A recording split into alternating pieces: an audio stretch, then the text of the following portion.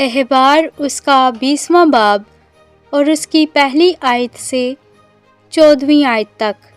پھر خداوند نے موسیٰ سے کہا، تو بنی اسرائیل سے یہ بھی کہہ دے کہ بنی اسرائیل میں سے یا ان پردیسیوں میں سے جو اسرائیلیوں کے درمیان بود و باش کرتے ہیں، جو کوئی شخص اپنی اولاد میں سے کسی کو مولک کی نظر کرے، وہ ضرور جان سے مارا جائے۔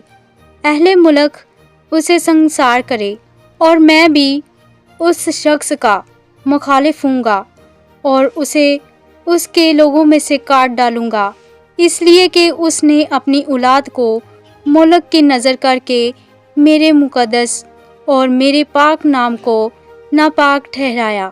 اور اگر اس وقت جب وہ اپنی اولاد میں سے کسی کو مولک کی نظر کرے، اہل ملک اس شخص کی طرف سے چشم پوشی کر کے اسے جان سے نہ مارے، تو میں خود اس شخص کا اور اس کے گھرانے کا مخالف ہو کر اس کو اور ان سب کو جو اس کی پیروی میں زنا کار بنے اور مولک کے ساتھ زنا کریں، ان کی قوم میں سے کاٹ ڈالوں گا۔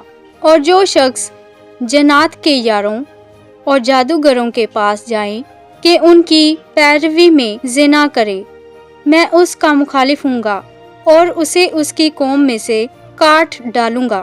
اس لیے تم اپنے آپ کو مقدس کرو اور پاک رہو، میں خداوند تمہارا خدا ہوں، اور تم میرے آئین کو ماننا اور اس پر عمل کرنا۔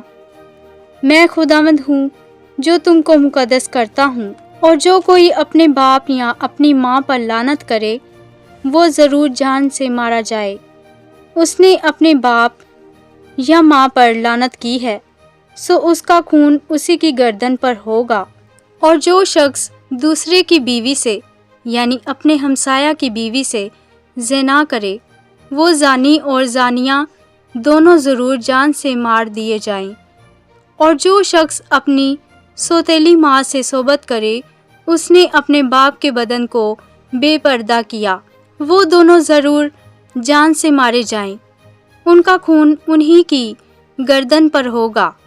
اور اگر کوئی شخص اپنی بہو سے صحبت کرے تو وہ دونوں ضرور جان سے مارے جائیں، انہوں نے اندھی بات کی ہے، ان کا خون انہی کی گردن پر ہوگا۔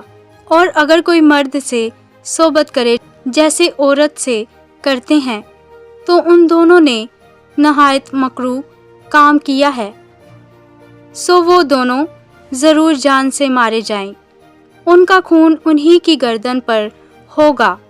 اور اگر کوئی شخص اپنی بیوی اور اپنی ساس دونوں کو رکھے تو یہ بڑی خباثت ہے، سو وہ آدمی اور وہ عورتیں تینوں کے تینوں جلا دیے جائیں، تاکہ تمہارے درمیان خباثت نہ رہے۔